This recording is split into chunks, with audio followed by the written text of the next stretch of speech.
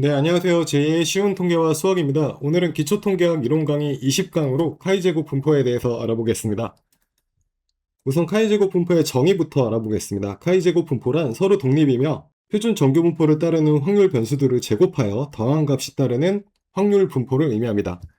구체적인 예시로 Z1, Z2, Z3 등이 서로 독립이고 표준 정규 분포를 따르는 확률 변수일 때 이 세 개의 확률 변수를 각각 제곱하여 더한 값은 자유도가 3인 카이제곱 분포를 따르게 됩니다. 기호로 나타내면 다음과 같이 표기를 할 수가 있고요. 여기서 자유도란 서로 독립인 표준 정규 분포를 따르는 확률 변수의 제곱을 몇 개나 더해 줬냐를 의미해요. 이 예시에서는 3개를 더해 줬으므로 자유도가 3이 되는 겁니다. 다음으로는 카이제곱 분포의 모양에 대해서 한번 살펴볼게요.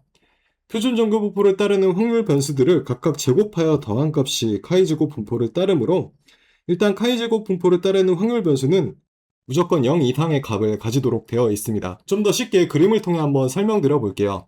우선 표준 정규 분포를 따르는 확률 변수 z를 제곱해서 자유도가 1인 카이제곱 분포로 전환되는 과정을 그래프로 보여드리겠습니다. 이 그래프를 보시면은 확률 변수 z가 제곱됨으로써 어떻게 그래프의 모양이 바뀌는지를 보여주고 있는데요. 일단 음수 부분이 양수 부분으로 넘어가면서 다음과 같이 분포가 바뀌게 되죠. 그리고 1보다 작은 수의 경우 제곱하면 더 0에 가까워지죠. 따라서 0 근처에 분포할 확률이 더 높아집니다. 그래서 자유도가 1인 카이제곱 분포의 모양은 0 근처에서 확률 밀도가 매우 높은 형태로 나타나게 됩니다. 그리고 앞서 설명드렸듯 표준 정규 분포를 제곱한 변수를 몇 개나 더했냐에 따라 자유도라는 것이 결정되고 카이제곱 분포의 모양도 달라지게 됩니다. 어떻게 달라지는지는 곧 설명드리도록 하겠습니다. 이어서 카이제곱 분포의 자유도와 모양에 대해서도 한번 살펴볼게요. 자유도란 앞서 설명드렸듯 카이제곱 분포를 따르는 확률 변수를 구성하는 서로 독립적인 표준 정규 확률 변수의 개수를 의미합니다. 그리고 자유도에 따라 카이제곱 분포의 모양이 달라지는데요. 그림을 통해 한번 이것도 설명드려 볼게요. 자, 보시면 자유도가 낮을 때는 0 근처의 값이 나올 확률이 높죠. 즉 0 근처의 확률 밀도가 높은데 자유도가 커질수록 0 근처의 확률 밀도는 낮아지고 점차 좌우 대칭형의 종 모양에 가까워짐을 알 수 있습니다.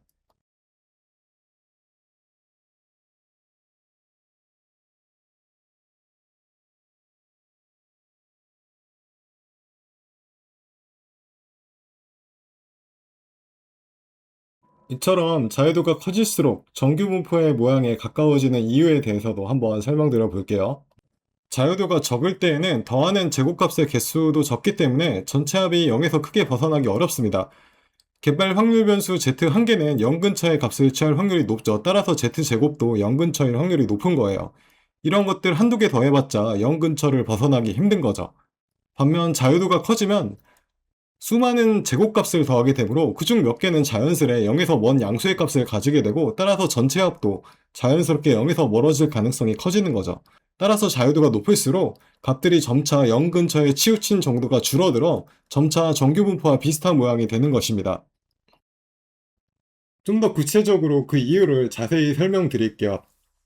이는 우리가 이전 시간에 배운 중심극한 정리와 관련이 있는데요. 지금 보시는 그래프는 자유도가 1인 카이제곱 분포의 그래프를 의미합니다. 예를 들어 어떤 확률 변수 t가 자유도가 1인 카이제곱 분포를 따른다고 한번 가정해 볼게요. 앞서 배운 내용을 통해 우리는 자유도가 1인 카이제곱 분포는 표준 정규 분포를 따르는 확률 변수 하나를 제곱해 준 값임을 알 수 있죠. 따라서 t는 z제곱이라고도 할 수 있습니다. 자, 이제 이 분포를 모집 단위라고 생각해 보고 이 확률 분포에서 표본으로 데이터 30개를 추출해서 더해 볼게요.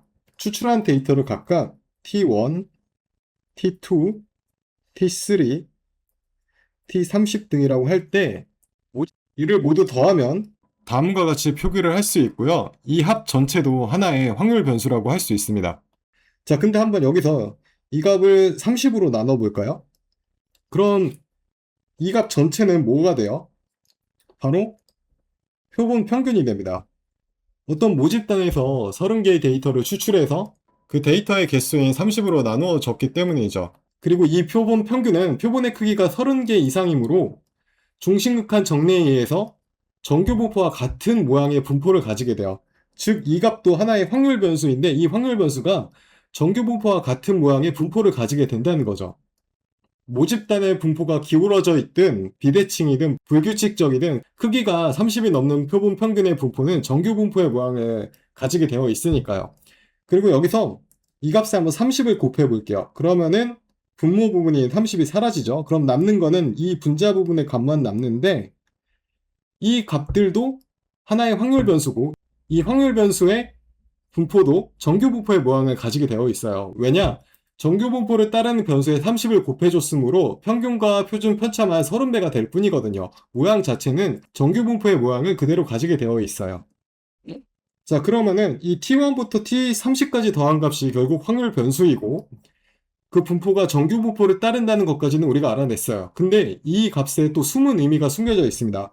우리가 앞서 각각의 t는 표준 정규 분포를 따르는 확률 변수 z를 제곱해 준 값이라고 했죠. 따라서 이 값도 z의 제곱이고 이 값도 z의 제곱, 이 값도 z의 제곱이라고 할 수 있어요.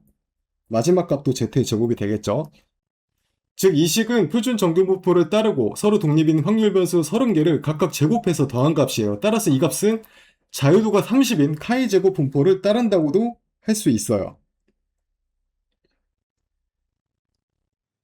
즉, 이 변수들의 합은 자유도가 30인 카이 제곱 분포를 따름과 동시에 종신극한 정리에 의해서 그 분포의 모양은 정규 분포의 모양과 같아지는 것입니다.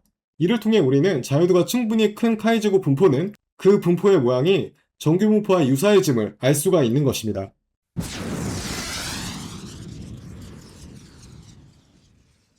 네, 다음으로는 카이 제곱 분포를 따르는 확률 변수들에는 어떤 것들이 있는지 이야기해 보겠습니다. 우선 첫 번째로 앞서 설명드렸듯 표준화된 변수의 제곱 혹은 그 제곱들의 합이 바로 카이 제곱 분포를 따르게 됩니다.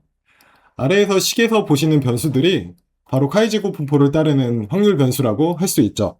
그리고 정규 모집단에서 모집단의 평균 뮤와 표준 편차 시그마를 알고 있고 모집단으로부터 n개의 독립적인 관측값을 추출했다면 다음의 값은 자유도가 n인 카이 제곱 분포를 따르게 됩니다. 이 아래의 식은 정규 모집단에서 n개의 데이터를 추출하고 각각의 값을 우리가 x1, x2, xn 등이라고 했을 때 이들을 모두 표준화한 뒤 제곱해주고 그 값들을 각각 모두 더해줬다는 걸 의미해요. 그러면 이 값은 표준화된 확률 변수 n개의 제곱값들을 더해준 것이므로 자유도가 n인 카이 제곱 분포를 따르게 된다는 거죠. 그리고 여기에는 필요한 전제 조건이 하나 있는데요. 바로 표준화 해주기 위해서 모집단의 평균 뮤와 표준 편차 시그마를 알아야 한다는 겁니다. 두 번째로 카이 제곱 분포를 따르는 변수를 한번 알아보겠습니다. 바로 시그마 제곱분의 n-1 곱하기 표본 분산 s 제곱인데요. 이는 자유도가 n-1인 카이 제곱 분포를 따르게 됩니다. 왜 이 수식이 자유도가 n-1인 카이 제곱 분포를 따르게 되는지 설명을 드려볼게요. 우선 앞서서 우리는 이 값이 자유도가 n인 카이 제곱 분포를 따른다고 했었죠. 근데 이 식을 한번 다음과 같이 변형을 해볼게요. 즉 분자 부분에 표본 평균 x바를 한번 빼주고 넣어줌으로써 원래의 값을 유지하되 식의 형태만 살짝 바꿔본 거죠. 근데 이를 한번 두 부분으로 나눠볼게요. 그럼 어떻게 되냐면은 다음과 같이 표현해 줄 수도 있어요. 이렇게 수식을 바꿔줘도 결국 기존 값들이 그대로 유지가 되겠죠. 우선 상수에 해당되는 시그마를 밖으로 빼줘 볼게요. 상수에 해당되는 시그마는 i가 1부터 n까지 변함으로써 영향을 받지 않는 부분이기 때문에 바로 빼줄 수 있어요. 그럼 어떻게 되냐? 다음과 같은 식으로 바뀌어요. 자, 그럼 우리가 집중해서 이 부분만 한번 먼저 정리를 해 볼게요. 이 부분을 정리해 보면은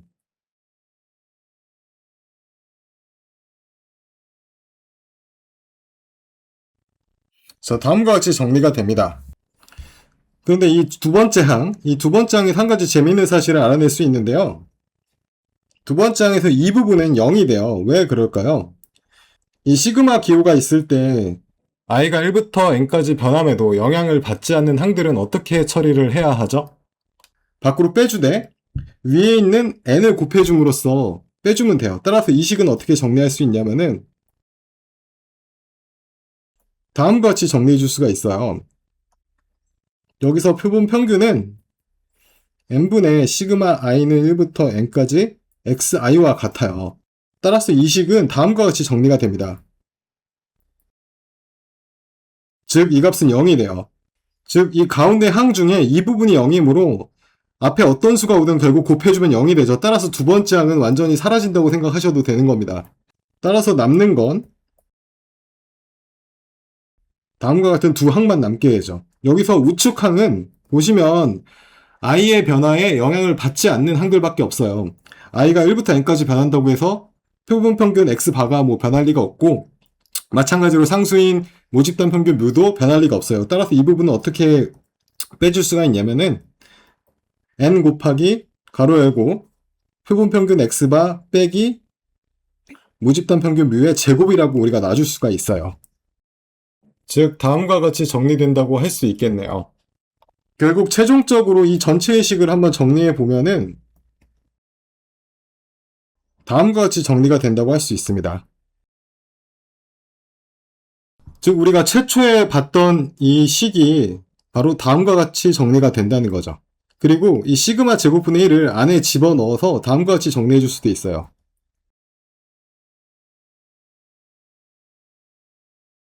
그리고 이 우측항을 보시면 다음과 같이 정리해 줄 수가 있는데요. 확률 변수인 표본 평균 x바에 그 평균인 모집단 평균 뮤를 빼주고 표본 평균의 표준 편차인 루트 n분의 시그마로 나눠준 값과 같아요. 즉 확률 변수 x바를 표준화해주고 그 값을 제곱해준 값, 즉 z제곱과 같다는 의미입니다. 그리고 이 우측 항만 보면은 표준화된 변수 z의 제곱을 의미하므로 이는 자유도가 1인 카이제곱 분포를 따르게 됩니다. 그리고 처음으로 들어가서 맨 왼쪽 위에 식을 보면은 이 식 자체가 자유도가 n인 카이제곱 분포를 따른다고 했죠. 그리고 근데 이 두 부분으로 나눴을 때 우측항의 자유도 1을 가정하므로 나머지 이 왼쪽 항에는 자유도가 얼마 남게 되죠? n-1이 남게 됩니다. 따라서 이 항목의 자유도가 n-1이라는 것을 우리가 알 수 있는 겁니다. 즉 정리하자면 다음과 같이 표현할 수가 있다는 거죠. 자, 이제 거의 다 왔습니다. 자, 여기서 이 분자 부분만 한번 생각해 볼게요. 분자 부분만 생각해 보면 다음과 같이 표기할 수 있는데 뭐가 떠오르시나요, 여러분? 우리가 표본 분산을 구하는 과정이 떠오르시죠? 우리가 표본 분산 S제곱은 다음과 같이 구했어요. 우리는 이전 강의에서 표본 분산 S제곱을 다음과 같이 구한다고 배웠었죠. 따라서 이 부분을 어떻게 표현할 수 있냐면은 n-1 곱하기 S제곱으로 바꿔줄 수도 있습니다. 즉, 이 식 전체에서 분자 부분은 다음과 같이 표현을 해줄 수가 있는 거예요. 그리고 분모 부분은 시그마 제곱이 그대로 남아있게 되겠죠. 이 값이 바로 자유도가 n-1인 카이제곱 분포를 따르는 이유입니다.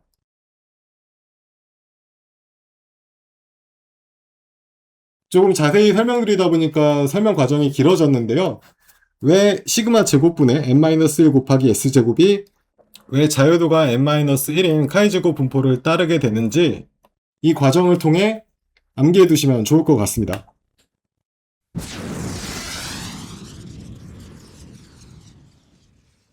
네, 다음으로는 카이제곱 분포를 따르는 변수의 평균과 분산에 대해서 알아보겠습니다. 어떤 확률 변수가 자유도가 n인 카이제곱 분포를 따를 때 그 확률 변수의 평균은 n이며 분산은 2n이 됩니다.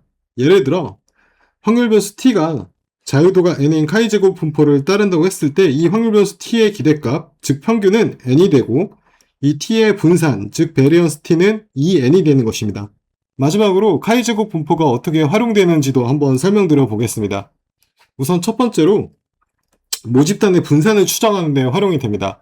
우리가 모집단의 분산을 추정할 때 표본 분산을 구해서 추정하게 되는데 이때 활용되는 것이 바로 카이제곱 분포거든요.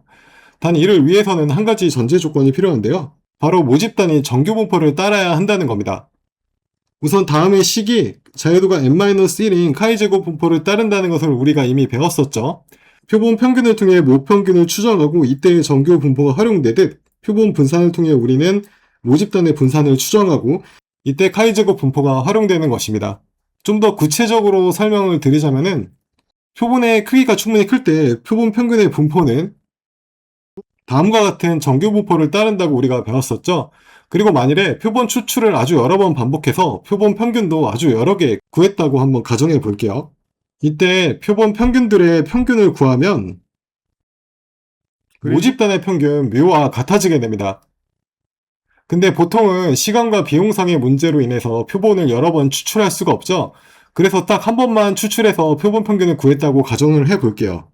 이때는 우리가 이 표본 평균이 모집단의 평균 뮤와 같다고 할 수는 없지만 표본 평균이 모집단의 평균을 중앙값 혹은 평균으로 가진 정규 분포를 따른다는 것을 알기 때문에 우리는 모집단 평균 근처의 값이 표본 평균으로 나올 확률이 높다는 것을 알 수 있습니다. 그리고 차후에 실내 구간처럼 구간 추정을 하는 과정에서 배우겠지만 표본 평균이 정규 분포를 따르는 확률 변수이기 때문에 이 특성을 이용해 구간 추정이라는 것도 할 수가 있는 겁니다. 이와 비슷하게 모집단의 분산도 표본 분산이 카이제곱 분포를 따른다는 사실을 통해 추정할 수가 있어요. 그리고 우리는 앞서 다음과 같은 사실을 배웠었죠. 그리고 시그마 제곱분의 n-1 곱하기 s 제곱은 자유도가 n-1인 카이 제곱 분포를 따르므로 이 값의 평균은 카이 제곱 분포의 평균을 구하는 공식에 의해 n-1이라는 것을 알 수 있어요. 여기에 상수를 빼주면 다음과 같이 되고요. 이 식을 다시 한번 정리해주면은 다음과 같이 됨을 알 수 있습니다. 이 식의 의미는 표본 추출을 아주 여러 번 해서 표본 분산도 아주 여러 번 구하면은 그 표본 분산 값들의 평균이 바로 모집단의 분산이 된다는 거예요.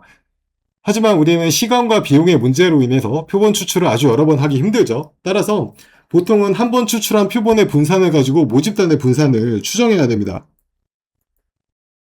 이때 카이 제곱 분포를 통해 표본 분산으로 어떤 값이 나올 확률이 높은지 그리고 어느 정도의 범위에서 나타날 가능성이 높은지 등을 우리가 미리 예상할 수 있는 것이죠. 또한 구간 추정을 통해 모분산을 추정할 때도 카이 제곱 분포를 활용하게 됩니다. 마찬가지로 구간 추정에 대해서는 이후 별도의 강의를 통해 자세히 설명을 드리도록 하겠습니다. 또한 카이 제곱 분포는 적합성 검정, 독립성 검정 등에도 활용이 되는데요. 이 부분도 마찬가지로 차후 강의에서 다룰 예정이므로 그때 자세히 설명을 드리도록 하겠습니다.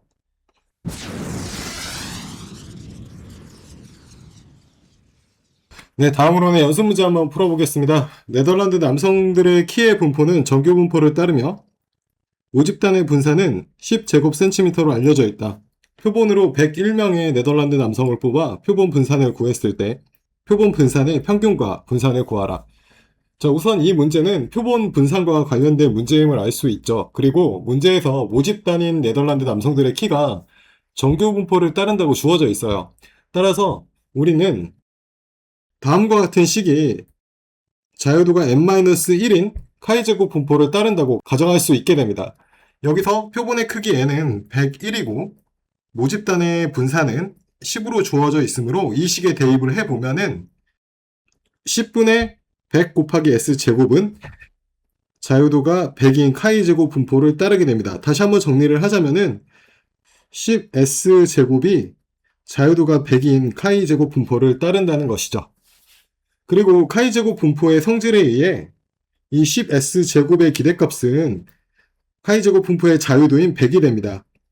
이를 정리해보면은 다음과 같이 되며 또 이를 정리해보면은 결국 다음과 같이 정리가 됩니다.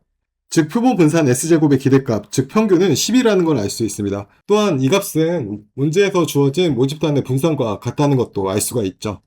또한 우리는 카이제곱 분포의 성질에 의해 10 곱하기 s제곱의 분산이 카이제곱 분포의 자유도인 100에 2를 곱해준 200임을 알 수 있습니다. 상수가 제곱이 되어 바깥으로 빠져나가야 되죠. 그러면은 100 곱하기 베리언스 s제곱은 200이 되고요. 따라서 베리언스 s제곱은 2가 됨을 알 수 있습니다. 즉 최종적으로 정리하자면은 표본 분산 s제곱의 평균은 10이 되며 표본 분산 s제곱의 분산은 2라는 것을 알 수가 있습니다. 네, 다음으로는 연습 문제 2번도 한번 풀어보겠습니다. x1, x2, x3, x4가 각각 정규 분포를 따르며 평균이 0이고 분산이 4인 독립인 확률 변수일 때 다음의 확률을 구하라. 단 자유도가 4인 카이 제곱 분포를 따르는 확률 변수가 0.71보다 작을 확률은 0.05이며 마찬가지로 자유도가 4인 카이 제곱 분포를 따르는 확률 변수가 0.81보다 작을 확률은 0.063이다. 자, 이 문제에서는 우선 x1, x2 등을 표준화부터 해줘 볼게요. 평균이 0이고 분산은 4, 표준 편차는 2라고 할 수 있죠. 따라서 각 변수를 표준화해 주면은 다음과 같이 나타내 줄 수가 있습니다. 이렇게 해주면 이 값들은 모두 표준화된 변수인 z가 되는 거고요. 이 다음으로 제곱을 한번 해줘 볼게요. 그럼 다음과 같이 되겠죠. 그 다음 이들을 모두 더해줘 볼게요. 자, 그러면은 이 식은 표준화된 변수 z의 제곱값들을 4개 더해줬으므로 자유도가 4인 카이제곱 분포를 따르게 됩니다. 이를 좀 더 깔끔하게 식으로 한번 정리를 해 볼게요. 그러면은 다음과 같이 정리를 할 수가 있어요. 자, 그런데 우리가 문제에서 구하라는 거는 다음의 부등식이었죠. 이 부등식의 양변을 한번 4로 나눠줘 볼까요? 그러면 어떻게 되냐면은 다음과 같이 정리가 됩니다. 그리고 이 좌측의 값은 뭐랑 같아요? 바로 이 위의 식의 값과 같아지게 됩니다. 이 두 개가 같은 값이에요. 즉 좌변은 자유도가 4인 카이제곱 분포를 따르는 확률 변수가 됩니다. 즉 이 확률을 다시 한번 정리해 보면은 자유도가 4인 카이제곱 분포를 따르는 확률 변수가 0.71보다 작은 값을 취할 확률을 의미합니다. 그리고 이 값은 문제에서 주어져 있듯 0.05라는 것을 알 수가 있습니다. 따라서 답도 0.05가 된다고 할 수 있겠네요.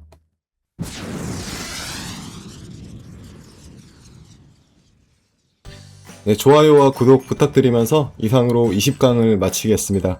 감사합니다.